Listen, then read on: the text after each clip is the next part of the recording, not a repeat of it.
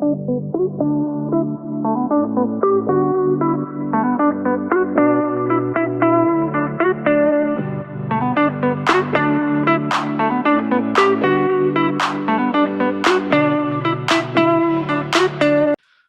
back to the X&O Sports Show. I'm your host, Ricky G. Stanley, and today we got our host, Andricus Glenn. Andricus Glenn, tell us a little bit about you. Man, thanks for having me, man. It's been a minute, but in the cybersecurity thing down here in Jacksonville, because I see some slaves running, but I'm gonna see more running for the end of the summer, I'm sure. But just trying to expand my little business. GlennOffensive.com. GlennOffensive.com. I can give you a good quote. Give you a consult, whatever. Half a life Viking fan, so let's get it. Yeah, I'm about to say, you're probably the first legit Viking fan I've ever met. Some people they'll be a Viking fan where they're winning, but I think when I met you, I think y'all was 6-11, and then y'all had built that juggernaut defense. So, right. You're one of many that are man. legit fans. All I right. appreciate the recognition. All right. So, of course, I've sent the topics, and one of our biggest topics that I'm going to read off to the people, and I want you to answer first. Who are your all-time top 5 defensive backs? Wow. When I think about it, you can go in a lot of directions, but I think the main thing for me is the body of work. And how long was this person a shutdown corner, right? Because I can't put a slot corner up there, and I can't put, it's just so many dimensions to a corner. But my top 5 is gotta put Dion. When I think about it, you gotta put Dion. Took away half the field, had the speed to recover from a mistake, pump fake, whatever. Second, I'm gonna have to go with, reluctantly, but I'll give it to him, is Darrelle Revis. Okay. Darrelle Revis does meet the body of work criteria. Had a name crafted after his defensive skills and Regis Island. So you just can't overlook that. Third, I want to give it to Jalen Ramsey, but he doesn't have the body of work yet. Okay. He's ferocious. He's not a typical corner as far as not wanting to tackle and not wanting to be aggressive. Love his game. I'll give him a couple more years. He's going to cement number 3. Okay. But for now, number 3, I'm gonna have to get at the Antoine Winfield. Okay. Did his thing in Buffalo. Did his thing in Minnesota. Didn't stop until he quit. And then I even had a seed that just won the championship. So my guy's legit. Okay. Number 4, I'm going to have to say, on a different tip, but we all can relate to this, is Darrell Green. Okay. Darrell Green operated over 15 years. I think he even did 20, because I think I remember 20. When he retired. Yeah, he did 20. When you're good at your job, you get to retire from it. The best thing about Darrell, I noticed, was he did 20 years with the same team. Exactly. So 2 things, though. He was good at his job, and he was salary cap friendly, too. Exactly. Which, helped them stay on the team, helped them be productive. But I know if he wasn't productive, he wouldn't have been out there, regardless of how friendly he was, salary cap-wise, and what have you. So Darrell Green's number 4, and that's based on longevity. Number 5, I want to say D'Angelo Hall, but I don't want to give him that much. Number 5 is just going to be a toss-up, because I want to say Night Train Lane, like everybody else say, but I wasn't around then, never really seen a lot of his tape, so I can't say. Mm-hmm. But you say defensive back, so that don't even really mean cornerback. So you just screwed me on that one. Now that I think about it, that's a big gamut, man. Safety, D-back. Yeah. You know what I'm saying? I just went corners because I was laughing at your list. I was like, oh, that sounds like all corners right there. Yeah, no kidding. No kidding. But I guess probably do another segment with safeties, cornerbacks. You just can't lump in all D-backs because it's too like many with safeties, for example. Yeah, you want to. I like pass intercepting safeties, but then again, you got to have that run stopper safety that knock your block off and make you think twice about throwing it this side. Yeah, like what your boy Harrison? Yeah, Harrison Smith, man. Yeah, he's a little bit of both. He's a little bit of both. Zimmer like to use him in the run game to kind of cut it short, but yeah, he'll pick off a pass and knock your block off at the same damn time. Where is he out of? Notre Dame. Okay, I thought he was. I remember when he got drafted, and I was like, yo, even though old buddy's light skinned, I think he could play, and he don't prove that. Yeah, he can play, but I hope he's just not a scheme dude. But I give him his raw skill because I mean he's been doing it for over 10 years, so he gets credit. But yeah, I mean that's my list. There's some guy out in Denver, some safety. He's pretty good. I forget his name. Something Smith, Justin, somebody or something. Pretty good. But yeah, it's just crazy. What's going on with the draft? Yeah, but that's all I got. I like this year in the draft, I did like that Patrick Surtain and the guy that went to the Panthers. I think those two dudes are gonna be pretty good in the league. Horn, yeah, but see that's the thing. Horn came out. I was hearing all the buzz about him afterwards, but I thought Israel Nakamura was going to get shine. The long guy from South Carolina. He's like 6'3", but he's long. I thought he was going to get shine, but apparently he didn't. Yeah. He. I think he's gonna have to earn his keep, like kind of like Richard Sherman had to do. You're gonna have to take it. So I'm gonna go over my list briefly. Like I said, and I looked at D backs because I wanted to be broad to see if you're from a different era, where you gonna pull your players from. So exactly. So now this is no particular order. It's not a 1 through 5. So it's just my 5. So I'm an Eagles fan. And but I already know who. Well, you got 3 people you can say, but if you say 2 of them, you justified. All right. So my guy that I had to choose, which is kind of hard, was Brian Patrick Dawkins. Yeah, you can't go wrong with that. Like I said, he as an Eagles fan, this dude played free safety, strong safety. If your best guy playing in the slot, he gonna walk down on you. If you come across his face, he gonna knock your block off. And I think he had 30 interceptions, 34 fumbles. So he can get you the ball back. And I want to say against not Dion, it was LT. They ran he forced a fumble and took it to the crib in front of LT. Man, Thompson, yeah. Like I said, and he put 30 TDs. Man, I watched Brian Dawkins, and he was only 190 pounds. He'll knock your block off. Yeah.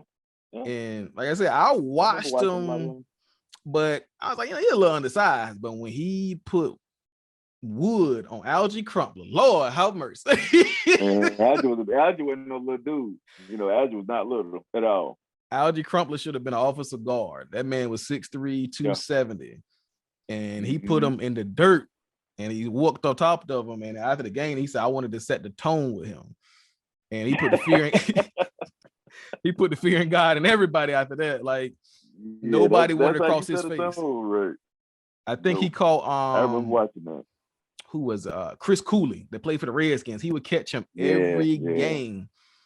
Who was the quarterback? The black guy. Who was quarterback? Redskins?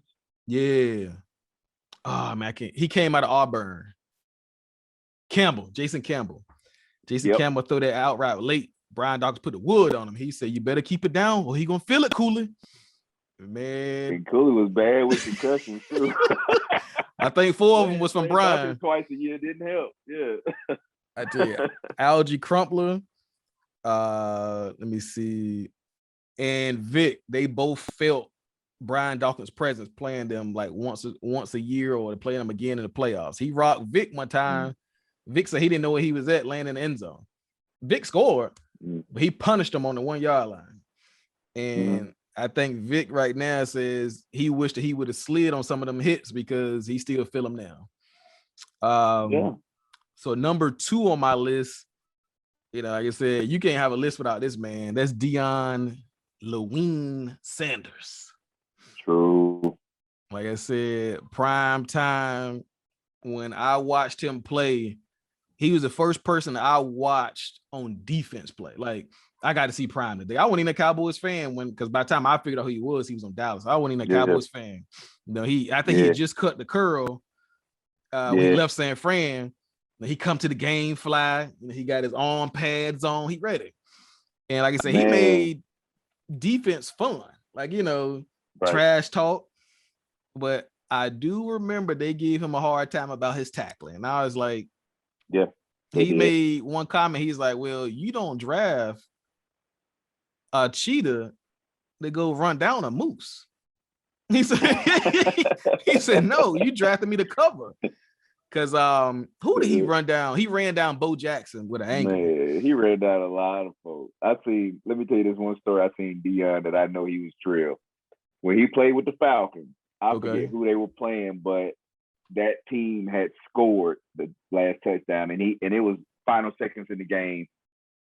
Atlanta was like, well, we about to get kickoff, let Deion get it. Deion was in the end zone pacing around, man, getting himself hyped up, got the ball, looking like a streak of lightning, zigzag, and just hit it and was gone in the game. I was like, that looked fun. That looked fun, but that was the most electric thing I've seen that I can remember. I've seen a lot of plays, and I'm sure you have, but that's one thing that I just remember is that let me know Deion was no joke. And he played like no joke after he left Atlanta, after he left San Fran. But man, I watched him play, and I tell people like he's the most gifted athlete I've seen, period. Because like there's some guys that are pretty good, but like it was this guy gifted. So I remember when he played against Jerry Rice, he tried to shake Jerry's hand, before they played, and Jerry won't shake his hand. He was all about business. And when Jerry ran that out route, and that quarterback was late, when I saw Deion get his hands on the ball, nobody was in the screen by the time he got to the other 40. So that's when he high stepping already. And I was like, high stepping already. This Jerry Rice he playing against, man, he made everybody else. That was Jerry Rice's fault because Jerry ran the route, I'm sure, but it was just that ball, like Deion just recovered. You know what I'm saying? And that's what I was saying. It's hard to play a guy like that. I thought Jerry was gonna at least get a hand on him, man. Deion hit it, and he caught it in stride. I was like, oh boy, here we go. But like I said, Deion made it look easy. Like he would bait you into throwing. He'd pick it off. Exactly. I did learn something when I was in high school. I was listening to Deion. He said, I play punt return more than kickoff return. I was like, why? He said, I'm fast. He said, but think about it. He said, when you line up on punt return, you got 5 linemen out there and 2 gunners and 2 tight ends. He said, I can outrun everybody. He said, that's why he played punt return more. I was like, think about that. He said, because most of the time in high school and all that stuff, you got a center or a long snapper, and you got 2 guards. A guard, like most people back then didn't put athletic people on the punt team. Now you have like a long snapper, 2 linebackers, maybe I say a defensive end, and then the wings are tight ends. And then you got corners and receivers as the gunners. Back then they didn't do that. They just had an offensive line out there. And he said, I can outrun all of them. So that's why he was able to run them back. So like I said, he taught a lot of people about football. And like I said, he had a good head for it. So like I said, he's one of the God gifted, especially when the ball in his hand. Like I said, he had 10 defensive touchdowns over his career. And like I said, nobody within those 10 touchdowns was within 20 yards. So and that's the thing too. Like some of those years, he took years off because they wouldn't throw over there. Yeah. They wouldn't even throw this side a lot of the years. So I want to say, now I don't know if he started that thing of the shutdown corner, but I want to say he might have been one of the pioneers of it. I think Derrick Green did his thing, but people still try to man now then. Yeah. Especially up in the year, like he getting slower, but I don't know if Darryl had some African blood in him, like the track runner, you know what I'm saying? Because he always was fast. Even 20 years in with collisions and what have you. He could still run with receivers. It was amazing. I want to say they clocked him at 4.49 at 40 years old. I was telling my buddy, these guys running yesterday, or they running during the draft? Like, it was terrible. You had Vic, Ray Lewis. These guys running 4.65 flats and stuff. Yeah, I would say Ray. I think Vic ran 4.72 the other day. Like, a lot of them want to see if they still get. Nah, he won't try to hurt now. Yeah, get out there, pull a hamstring. He out for 2 weeks. Nah. Yeah. Like I said, a couple of them cats running. Like I said, once Ray got over 260, I know he won't run in that 4.5, 4.4 no more anyway. Yeah. But, so the next guy on my list is of course the long-term legend Darrell Green for the Redskins. Like I said, he was one of the great corners, and he was one of a few defensive backs to start one career, and he might have been the only one that started and ended 20 seasons with the same team. I can't think of anybody else that played 20 years outside of Tom Brady. And Tom ain't even hit 20 yet, have he? Yeah, Tom hit 20, yeah. Because Tom came in 2000. So this would be year 20 or 21 for him. What about Fletcher? I don't know where he started from. He ended his career with the Redskins. He might have started out somewhere else. Oh, London Fletcher? Yeah, he close. Yeah. Real close. I remember that. Like I said, so Darrell Green, like, he go down in history. Like I said, he had a lot of cats on his watch. I want to say, without Darrell Green, I don't think Champ Bailey would have been as good as he was. Because I want to say Champ Bailey came from there. Yeah. So Champ Bailey came from under Darrell. I want to say D'Angelo was at the end of Darrell Green's run as well. And Champ Bailey had a killing spree when he went to the Broncos. He was the baddest man on the planet. But he always got that respect. Yep, always got that respect. So I said, in my opinion, he was a good teacher as well as an athlete. Now, this next dude, he's a safety. Well, he played both, and that's Ronald Mondale Lott. Like, I had to go back because I didn't watch him live, but they said he had a couple screws loose when he played.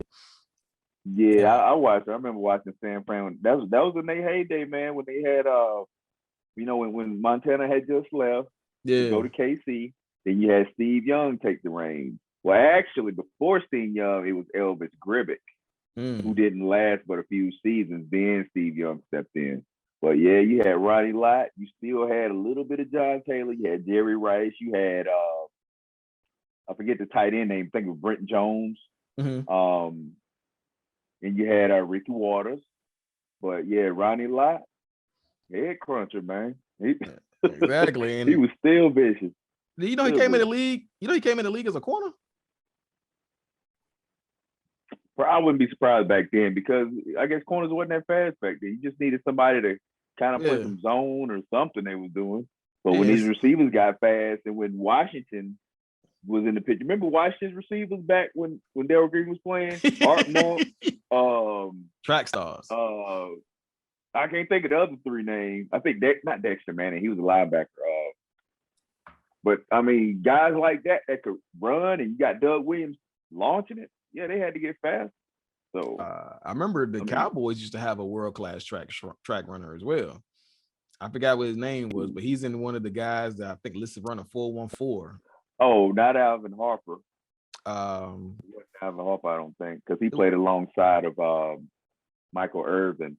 Yeah, I remember the Bears had Willie Gault. Now he was a track runner. So you call him the human bomb. Yeah, them dudes. I remember they used to run on a dirt track, getting it. Yeah. They put the little cleats on, the track cleats on around. That's when I saw Darrell Green run at 4.3, and I'm looking like, where he run a 4.3 out there on dirt. I think his name was Bob Hayes. I think that was him. Bob Hayes sounds familiar. Yeah. It was like he ran that 4.14 back in the day. I was like, how you run a 4.14 in the 70s, 80s? They were using the clock with the hand on it. Exactly. That wasn't quick. I'm looking like, man, you run a 4.14. I know he open on every route. Yeah. But Ronnie Lott had let me see. He had what 63 interceptions, and 51 of those interceptions he had with the 49ers. I was like, good Lord. So like I said, they moved him around because he's very versatile. They moved him to the slot and all that. Like I said, if you stepped in the area of him throwing it, he's gonna pick that thing off. Like I said, he also played with the Raiders, which he recorded 8 interceptions before he finally retired. But like I said, to have 63 interceptions in that era, he was a ball hog. The next guy, this dude, to me, I didn't feel like he got enough credit because he was so quiet with it. He wasn't very flamboyant. He wasn't a lot of jaw jacking. With this dude, Charles Cameron Woodson, he made that's a bad name. Forgot about Chuck, man. I forgot about Chuck, man. My bad. Yeah, Chuck was nice. 20 years. He didn't stay with the same team. Did he? He played 20 years. Oh, okay. So remember, he started out with Oakland. Then he went to Green Bay. Then he finished at Oakland. Yeah, because he started out as a corner and they converted him to safety. Yeah, they moved him to safety. Well, actually, they didn't move him to safety till I think his last year on Green Bay. Later. Yeah, he still could run because I want to say it was him on one side and Sam Shields on the other on his last couple of years. And the funny thing was Sam Shields at Miami in college was a receiver all 3 years. They moved him to corner because they said he ran 4.29 and would just sit on the bench. So they're like, yo, so can you cover one of these receivers? And he gets drafted. Right? I'm just like, yo, you can't teach speed, man. Find something to do with that, man. No, you can't. But you talking about Chuck, let's talk about his cousin, Rod. Yeah. Rod was a hell of a player, too. So this is what made the list hard, because I was like, I had Rod up there, and I was like, well, I have to save it for, like you said, who were the top 5 safeties. Then hands down, he'll make it. But I was like, Rod. But Rod did play cornerback, and they moved him to safety when he got slower. Yeah, I think Rod at best was 4.5 on a good day. You know, but at safety, when you're not lined up on top of somebody, you got a lot more range. Exactly. I think even then, this is me. Like I use Richard Sherman as an example. Richard Sherman on his best days was running 4.65, but he's long. He's 6'3", and there's well, he ain't fleet of foot like he used to be. He was only running 4.6. And if you ever look at his scheme closely, he never went man to man unless it was only 20 yards behind him. And he always had help, though. Yeah. That's the thing when he played with the Seahawks. They always made it where he had help, so he wasn't worried about somebody fast running past him. He would jam him real well, you know, he would stack him. The cover, and I mean, he covered his lack of speed up really well. I agree. 6'3", he was long, he was rangy, and I remember they'll put the boys on the island. They'll put him on the island with his 20 yards or less. They let him do his thing because he was like, if they throw it outside, I got the range to knock it down. They throw it inside, I'm gonna pick it off. And you know, him and what's my man name? He used to play for Sanford, and they used to get into it every game almost. Oh man. Came from Texas Tech. Yeah. Crabtree. Yeah. Him and Crabtree used to get in it.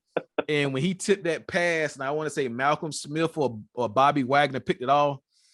And he was talking about, you know, you never put a sorry receiver on my side. You know? I thought I heard him say, I'll beat him down. I'll beat you down. Come on, son. I was like, man, like, you know. And what's her name? Erin Andrews, like she called him in the heat of the moment. Yeah. She called him. She called him hyped up. Yeah, he was like, oh my gosh. I remember that interview. Who are you talking about, Richard? you never put a sorry guy on an elite corner like me. And I was like, oh boy, they done got him stirred up. But like I said, with Charles Woodson, he never did a lot of that. He showed up defensive player of the year as a corner, which is to me is kind of hard to do. Yeah. Like, you know, once people find out how good you are, they're not gonna throw to your side. But they said he had as a corner, he recorded 65 interceptions and 33 forced fumbles. I was like, 33 forced fumbles. That's swiping and tackling. I'm sure. Not all like Peanut used to do. It's all, Chuck hit your ass. You know what I'm saying? I didn't see Chuck hit somebody now. Yeah, that's nothing. I loved him because he would never shy from contact, though. I watched him. They were playing in the snow against the Giants. Now on this play, now he did get punished, but this is when Brandon Jacobs was playing. Brandon Jacobs bounced. Oh yeah, big Brandon Jacobs. Yeah. and Brandon Jacobs punished him, but he brought him down though. Now, the reason why Chuck got punished was because there was nobody outside of him. So he had to take one for the team, and he stopped him for like a 3. Tackle, yeah. Now, get that shit like that was. I mean, look at the vehicle, big DJ. That's a trucker. You know what I'm saying? Brandon wasn't no little dude now. Nah, he won't. But I was telling people, they were like, I love the way Woodson played. It didn't matter if you were fast, you were big. He gonna walk down on the line of scrimmage. You got to deal with him.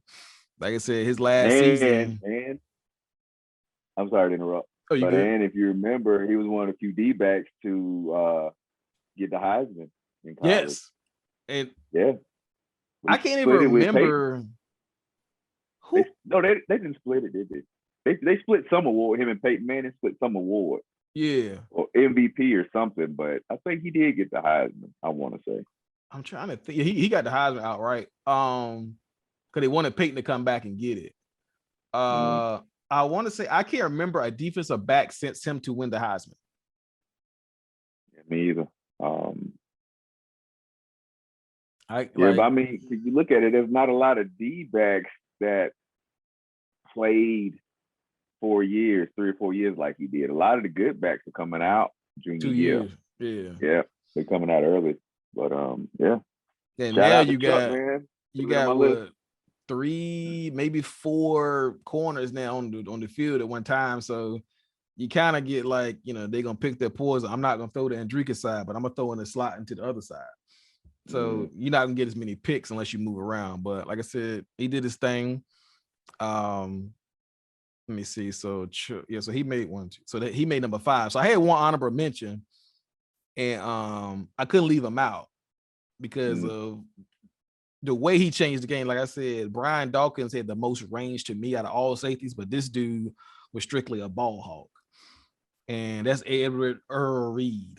I know you're going to go there. I don't know because he's Miami or because he got all the picks, but I give it to Ed because I can tell you, playing Madden, didn't want to throw to where he was at because somehow he just get that shit and go the other way. Every time. Yeah, he'd get and go. He was a returner when he got the ball. I never forget, boy, I was so hot, but I'm a fan of Ed Reed. I'm an Eagles fan. We benched Donovan McNabb. And they like Kevin Cobb driving down the field. I'm like, okay. Oh, yeah. I remember them days. He threw that late interception, and it was it was this far from going out the back of the end zone, and Ed catch it. And I was like, oh, okay, we gonna stop him. He get past the 5. He weave past, and mine, we like got a 2 tight end set. That's 2 people he gonna outrun already. 5 offensive linemen, they're not gonna catch it. When Kevin Cobb missed, I'm like, Lord have mercy. Nobody but Brian Westbrook can get an angle on it. Ed Reed took off 106 yards. I'm like, but this dude, he was a ball hawk. He was he was. I think Earl Thomas looked at what Ed Reed did, and he added a little bit to his game because Ed Reed, if you ever look closer, he always plays 17 yards deep. Nothing is ever getting behind him. Now, I watch Earl Thomas. If Earl Thomas was able to keep up what he was doing, he probably would eventually make this list. Earl Thomas would play 17 yards deep, and he did this to your boy. He playing 17 yards deep roll, right? So where the camera angle is tight. So you see the offensive lineman, the running back, the linebackers. You don't see the safeties. He drops Adrian Peterson for a 4-yard gain from 17 yards deep by himself. I ain't gonna lie. If he got past Earl. Yeah, he had a full-headed steam to do that. Yep. But from 17. I've never seen nobody take AP down by themselves. So yeah, I mean, AP was probably doing like some jump cut shit or something like, because I doubt he was squared down coming through the hole. I doubt that. No, he didn't know. But like I said, I was like, man, where he come from? So I rolled the footage back. Oh wow, he will back there. Like I said, but I think Ed Reed, he definitely gonna be a top 5 in safeties for me. So man, since you're talking about Roman and this and that, what about Palomalu? I mean, he was one of the best that I thought. Man, I felt Roman and just being in position. Once I put my list together, I felt bad because I was like, man, you can't really leave him out. So, like I said, that second wave is definitely gonna have to be a top 5 safeties because his instinct alone, man, that dude, he got away with certain things that people can't get away with because he made plays. But I agree. So my next question was, outside of Minnesota, who do you think would be a number 1 or number 2 defense this year? And I think you also said outside of Baltimore too. Wow. When I look at it, I want to say I kind of like Miami, and I think they're going to be better based on grit, not really talent. Yeah, it's going to be a scheme over team type of concept. Yeah, but I'll give Miami some dap on that. Buffalo, I think they're going to get better. Hope they don't come to town again.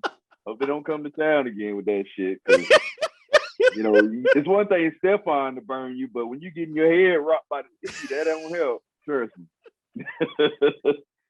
And you know they got my man Rasul. They got him coming off the edge this year. Yeah, and that's what I was saying. Like they showed the film. This guy catching passes. You know, they throwing the ball up and he just picking it down. I'm like, how you going?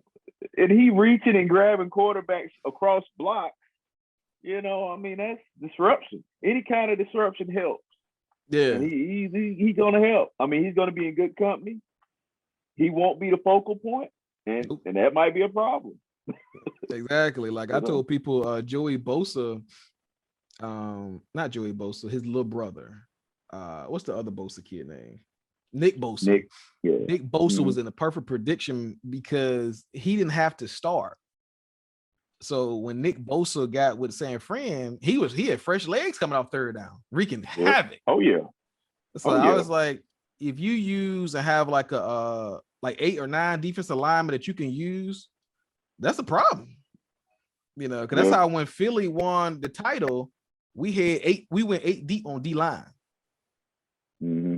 Like we would have guys that would just close the game. Like they'll play like 25 snaps to stay warm, but they closing it out in the last 3-4 minutes. And I was like, man, the two, I ended up having 1 and, like I said, 1 and 2. So the first one was, I think a very sneaky pick is going to be the Panthers and the Bills. I think they're going to be a top defense. I said, because, you know, the Panthers, they use all their draft picks last year on defense. I've never seen all 7 rounds of defensive players. He's going balls deep on defense this year. I'm like, good Lord. So then they picked the corner this year. And I said, they didn't do bad last year with the talent they had. So I think they're going to be all right. The Bills, I think they building. And I had both of them. I said, they hungry too. So I think they got something to prove with what happened last year. But let me tell you this though, with Carolina, they better have a damn great defense because they got Sam Darnold, who go, you know what I'm saying? Defense is gonna have to score points. They're gonna have to come up with points. And I get why they did that, but it was boneheaded to trade for this guy. And I was listening to some sports talk, and they had a good point. Yeah, Adam Gase probably run quarterbacks into the ground, but if you look at Tannehill, what he did in Miami versus what Sam Darnold did, Tannehill still had the better numbers because he was making probably better decisions. So yeah, you can blame some of that on Gase, but you can't blame all that on Gase. Yeah, you know. I think one thing that helped Gates out was, you know, I watch some of these players very closely coming out of high school and going into college. And one thing that helped out Tannehill was that Tannehill was a freshman for Texas A&M. He was a receiver. He led the team in receiving. Yeah, he's a receiver, right. So his athleticism helped. And like I said, you know, Gates, I don't know if it was the booger sugar that he was doing down there, but I don't know what he was calling once he got to New York. I'm just looking like his quarterback comes to him like, Coach, I'm seeing ghosts. I'm looking like, man, run the ball and get him out of this game. It's over for him tonight. He's still out there dropping back. Man, I can't physically play in the NFL right now, which is unfortunate. But I tell people, I would have dared New England to walk to the line of scrimmage with all them linemen and D linemen and stand at the line of scrimmage. I bet you I'm somebody getting beat tonight. You're not gonna show me blitz and steal blitz. That's because they fear you. Ain't no way. No respect right there. I was like, and then they got to him every time. I'm looking like, dude, what are you doing? Somebody fix the protection or audible to a run. Something. And then and it was no disguise. Like, oh, they're gonna run in and then bail out. They walk to the line of scrimmage like, hey, we coming. What you gonna do? And can't block me. Yep. You ain't got no receivers to throw it to. And then they went cover 0 twice. Oh no, somebody better win. And I told people, I said that goes back to scheme. If you gonna do that to me, and then they're already jamming outside. So what you do is you bring the receivers closer to the line of scrimmage. You stack and bunch them so they can't jam your guys no more, because they got to respect that you may run a crack toss, and if you pin that corner in, he got 10 yards to run before the next guy get to him. Yep. So I said, just the lineup. I'm like, you gonna line up 4 wide all the way to the numbers and they blitzing you like that? The ball got to travel too far, man. Nah, just get the ball out quick. Run the ball. They got that boy killed. But I'm just like, this is day one stuff you implement. But he ain't called no draw plays, no screen plays. Like, it's just the fact that if you got an athlete, nothing to make the blitz respected. Yeah, so like, let's say I remember Alabama got beat against Clemson doing this. They would go man coverage every time. We're gonna press your man to death, but they would press on the same level. You don't do that. You can't do that. People are too smart now. So what they would do is they would press on the same level. What Clemson did was they brought the outside receiver in, and he ran into the slot corner, and his guy run a wheel on the outside. Now you got a 2-on-1. Kind of like a crack or a pick. Yeah.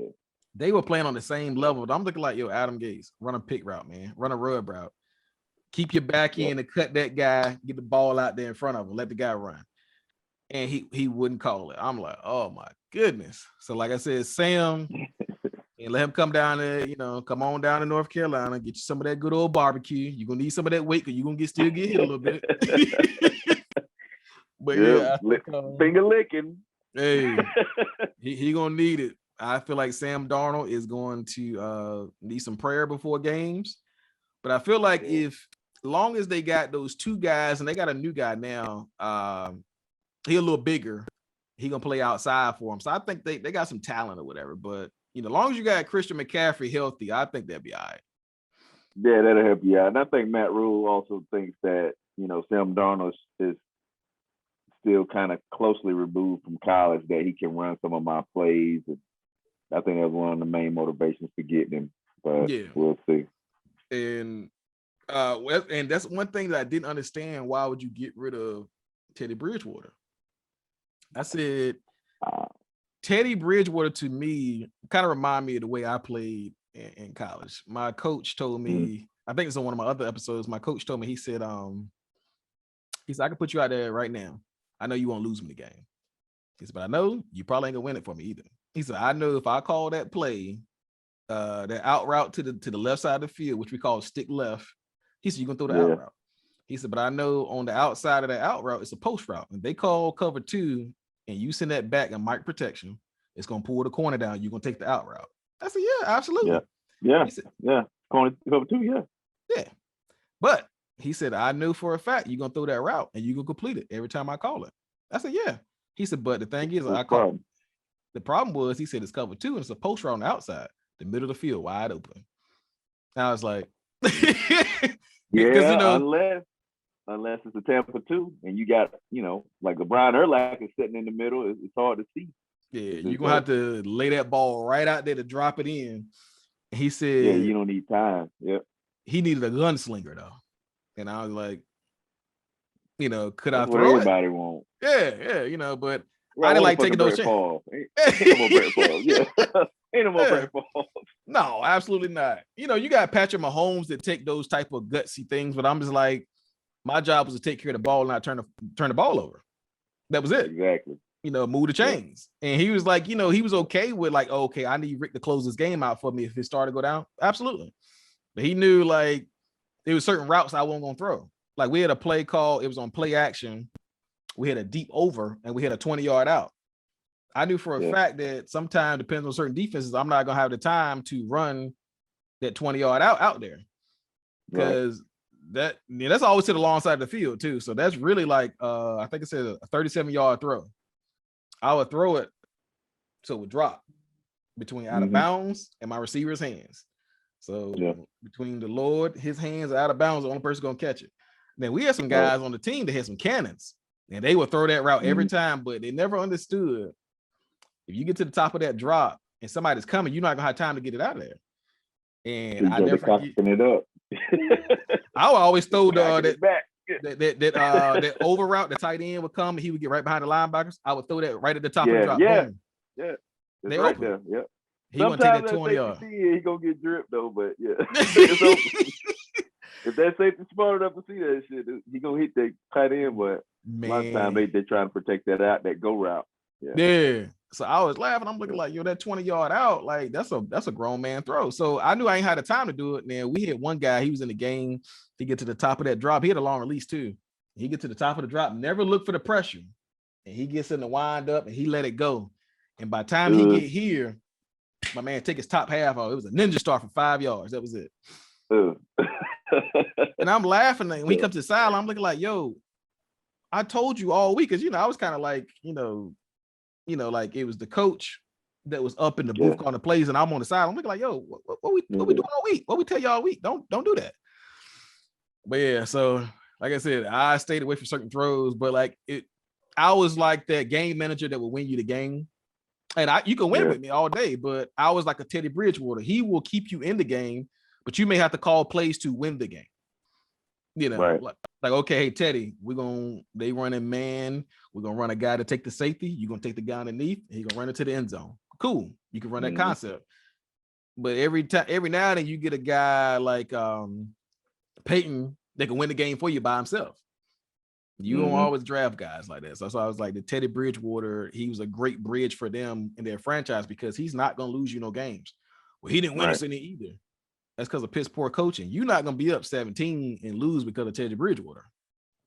So and that's what I didn't understand. Also, they didn't keep him and they just got rid of him for a 6, and they still gonna have to pay him $3 million. Exactly. He laughing all the way to the bank. Ha ha ha ha. So you seen both of these guys probably play a little bit. I'm gonna ask you, your opinion. Who do you like more, Marr Chase or DeVonta Smith? Wow. I was trying to analyze these guys, and it kind of went against Chase for not playing this year. So you got to go back to the previous year when they won the championship, when Joe Burrow was on fire, when they lit up Clemson. I mean, and you can look at the Alabama team of this year, and they were kind of equal. They were similar because they were both dominant, like very dominant. So, man, I like Smith's footwork. I like his route running. I like his footwork. Don't like the fact that he a buck and some tax, but he's gonna get bigger. He's gonna eat some $1 million meals. He's gonna get bigger. Yeah. Chase, I mean, he's in a good situation with his former bro, his bro quarterback, but I don't. He's gonna have to get hit a couple times. He's gonna have to get back in football shape. I only played 1 year, my rec year, and I can tell you, it's a big difference. You get out of it, you got to get back in it. I told somebody, I said the biggest thing I had for Chase was the fact that he didn't play last year. And I said, I remember when I got to Wesleyan, I sat out my first year technically as a red shirt, but I hadn't been hitting the whole year. And just with the workouts, it was way different. Like, I'm in that bench and, I'm on my own time, just working on my cosmetics. But the intensity of our workouts, I'm looking like, man, they're trying to kill me. And then I remember camp, like when I was a quarterback in camp, the warm-up was 50 throws. Ooh. Yeah, like, we do 10 yards, boom, 10. Yeah. You step back, You get to 15, boom, right? Then you got to go with your shoulders turned. You have to open up 10 and back. And then like you do the long throw, which is 30 yards, without actually having to get a hitch. You just throwing it, to get it on the rope. That's the warm-up. Man, by the time, like, people think like, oh, well, quarterbacks don't really do nothing. Man, we were doing footwork drills all day. Our coach is throwing a tennis ball, so you got to move forward. You got to move back. You got to step up in the pocket. You got to throw it. Now, this is when I tell people this is why you need 6 quarterbacks in camp, because all those throws and repetition, your arm gonna fall off. Like, my whole right side, like, doing this hurt. Because I can imagine. Our coach was very big on detail, and he would walk up to you like this, like, okay, take your chin and put on your shoulder. He said, I want to see you like this every time on your drop back. And if you didn't do it, it was push-ups. So like so I was explaining, like, wow, like, I could see. He said, okay. That's so you're looking down the field while you're dropping back, right? He said also, kind of like, I think Matt Leinart has some pretty good form like that. Yeah, it's like robotic. And so like he was like, so he told me back. Yep. He told me, he's like, put your chin all the way in your neck. I was like, okay. He said, what can you see? My blind side. I couldn't see that at first. Yeah. I never knew, because I didn't never worry about it. If I got hit, I got hit. But he said, now you can see your blind side. So when I'm in the gun immediately at the snap, I can see that blind side. If my left tackle, which rarely he got beat, but if he did get beat, I knew immediately if he got beat in the inside or the outside. Yeah, you could brace for impact. Yeah. Yeah, or I could try to, reverse pivot. I said I was quick, but I ain't run 4.5. 4.69 on fresh legs. So if I done ran the option 6-7 times, hey coach, like, hey, I'm done with the running today. Like I said, but I was afraid of Marr Chase because of soft tissue injuries, though. That's what I was afraid of. Really? Yeah, because he don't have them, but when you get out of football shape, now you in that grind and training camp, OTAs, you trying to cram everything into like 4 or 5 weeks. That's when soft tissue injuries happen. And like I said, that's the only thing I'm afraid of, because Odell Beckham, when he got in the league, his biggest problem was soft tissue injuries. He'd have his hamstrings surgically repaired and all that stuff. So like I said, Marr Chase, he got to work his way in shape. To be honest, I'm not trying to be funny. He is not playing in my preseason. No, he would not. We're gonna figure it out. That's where injuries happen at, isn't it? Exactly. He is not playing the preseason. I'm gonna have him in camp, getting his reps in, and a lot of it gonna be mental. I mean, because clearly your boy proved it last year. Majority of his installments were via Zoom. Like, he lining up, at the house, like, when the Zoom was on, he lined up in his positions. He wasn't physically there because of COVID. And he had what, 1,400 this year? Oh yeah, he got busy. Surprisingly.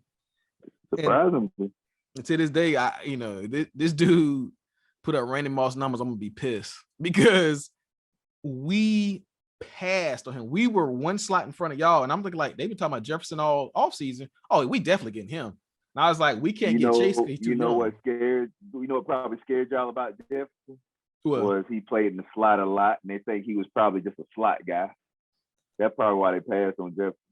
Which, even if that was the case, a healthy squad, right? We had Deshaun on the outside, Jefferson on the other side. Aguilar was gone, so that would have been perfect for him. Yeah. And I'm like, y'all have Alshon. Y'all had Alshon Jeffrey. So you had my Jeffrey. Jefferson, excuse me. Yeah, Jefferson, we've been in the middle. Yeah. Yeah, and I was like, that would have been perfect. And within 2 years, once those two guys leave, maybe he'll move to the outside or just move him around. And so I'm just like, we passed. And then the dude we got, to me, was not a receiver. Like, he's kind of like a running back type, because he's a big little dude, ain't he? Yeah. Yeah, and I'm like, not just prototype receiver, yeah. And he's fast, but I didn't see no route running ability. I'm like, for a first round pick, we pass on. So I was like, okay, all right, I'll leave it alone. We'll see what he do. And he didn't do nothing this year. So that's why I like DeVonta Smith. He's a little smaller, but he can run some routes. Like I said, when I look at him, and that's what's going to protect him. That's what's going to protect him from getting his clock clean too much of his route running. Yep. Because I watched a lot of teams play us last year, and when Carson played, they played a lot of cover 2 against us and a lot of blanket coverage. And I'm like, if he plays in a slot, 5-6 yards, boom, turn around, give it to him, he can get down. And I said, but the fact is he's deceptively fast. So I still think he runs 4.4. Yeah. He's explosive. So it's going to be some times that they're going to have to call plays for him. Those other dudes, no offense to what's his name, Hawkins, those other guys, Ward was an ex-quarterback as well. Those dudes ain't what DeVonta Smith is. And I think Jalen Hurts, with his best chance, he's going to need this dude to be able to play day one. So, like I said, this is before Smith became an Eagle, but I still felt like I would take Smith over because of what I would do on offense. So I think Marr Chase is just going to be a grown man, but, Yeah, he's just going to have to get back into football shape, take a couple hits. He'll be all right. Like I said, and two, but let me ask you this. How did you feel about Waddle? Waddle remind me of Ruggs a lot. He seemed kind of coy. He probably looked different with pads on, but I think he's going to work out with Tua. I really think he will. The coach likes to run, and when they want to throw, they will be able to throw. Play action, gonna be monster. It's gonna be a monster this year. I think they're gonna try to use him kind of like they use Tyreek Hill. Either you're gonna pick your poison, and I think they're not gonna take Waddle serious the first couple games, and he's gonna run by a lot of people. Yeah. Oh yeah, he's fast. He's fast. Like he Tyreek Hill fast. Like he can I didn't run away think from he was that fast, but yeah, he's fast. I think he's faster than the 4 out of all 4 of them drafted. I think he's the fastest. Yeah, he is.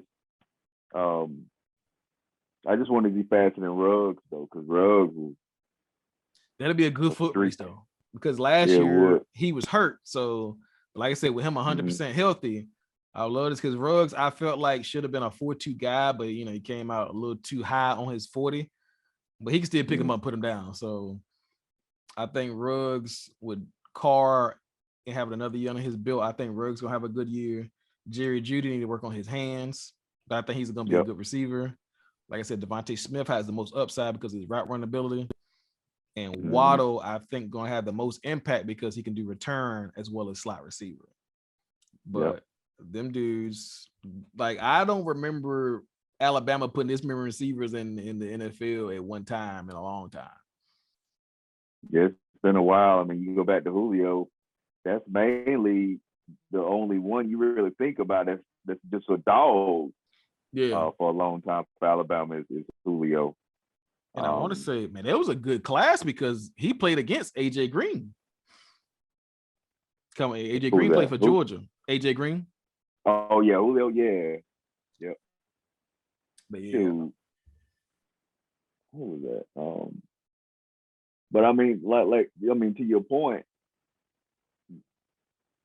when Nick Saban put the team together, I think it's based on a reflection of the NFL because he wants to have like a NFL type offense, and that's what he runs. So there's a lot of passing going on. give me some 4.2 guys around here. He is changing up a lot because I want to say Julio was his first guy that they could say like, okay, this dude was a beast. Everybody else is kind of like, they can run, but they okay. But like, I remember when Julio came out, and then the rest of them is kind of like just guys that could run. But right. Jerry Jeudy, Ruggs, DeVonta Smith, I want to say was the least out of all of them to bloom late. Because they knew Waddle was fast, but Smith, like I said, he worked on all parts of his game. The only part I have a problem with Smith being the Eagle is when we run the ball, is he going to be able to block anybody? That's what I need to know. Yeah, I had heard some talk about that too. Like when he's not on the field, that's probably when they go to run and vice versa. But I mean, blocking is technique though. A lot of it's technique, and you ain't got to hold but about 2 seconds, maybe 3 max. Only thing is though, like prime example with Hollywood, they was like, because I picked on Hollywood in that the episode I did with Lamar Jackson, and I was like, I knew when they were gonna run the ball. If Hollywood lined up outside, they were gonna run it inside. Yeah. If Hollywood was lined up in the slot and they ran the ball, they're gonna run it away from him because they knew he wasn't gonna like. I watched one play when a safety. Yeah, and two, he ain't got enough size. So if you line up on him, he can get his hands on you. But nobody was lined up on top of him, and he come up the field to go block, and a safety come run through his face and make the play. And that's, you got to be concerned about injury for guys like that too. Like you said, safety just run right downhill. And I think he knew the ball was coming. And I feel like he wanted to set a tone with Hollywood, like, you gonna feel me all day. And he ran through Hollywood's face. Now Hollywood got up, but like at 175, it's not a lot he can do. So I think he's gonna have to, because Deshaun Jackson eventually got a little bigger, and he'll block somebody, get scrappy. But like I said, Hollywood, give him a little time, give him some of them $20 crab cakes out of Baltimore. He'll get a little bigger. Yeah. But I would say, tell everybody where they can follow you on for your business and all your other adventures. Yeah, man. You can get at me at GlennOffensive.com. Made it with a Wix right now, but later I'm gonna move it to something else a little bit more extravagant. Just kind of put it out there to get started. But it's always it's a pleasure, man. Always is. Talking about this ball. Yeah. I'm about to say, are you still working 100% remote? Hell yeah, like times 3. Okay. You know what I'm saying? And the thing is, I was looking to do that so long ago, and COVID was a blessing and a curse, more of a curse. But for me, just more opportunities opened up because it was going remote. So, just doing my thing, like I said, times 3. So, loving it. Cool. I'm about to say, I'm gonna end the recording, but I got a couple other questions outside of this. But this is our episode 16. Andrikis, I'm your host, Ricky G. Stanley. Let me get that high five, man. Shout out to the Vikings for the 3rd round pickups for Chad Surratt, Kellen Mond, who's my other guy, and Wyatt Davis. Yeah, they gonna be around for a minute. Good job. I think they're gonna be some dogs. Oh yeah, them 3 right there. Chad Surratt, that's gonna be my guy right there. He came out of UNC, North Carolina. He came out of North Carolina. He's a athlete. They got him at linebacker. He gonna learn how to play linebacker with us. Okay. Because he got 2 of the best to learn after. So going down. Cool. I'm about to say, I watch y'all draft class, and you actually gonna see that episode probably drop tonight or tomorrow, but y'all actually made it in the top tier of the draft classes. So all right, thumbs up. All right, but I'm your host, Ricky G. Stanley, and we are out of here.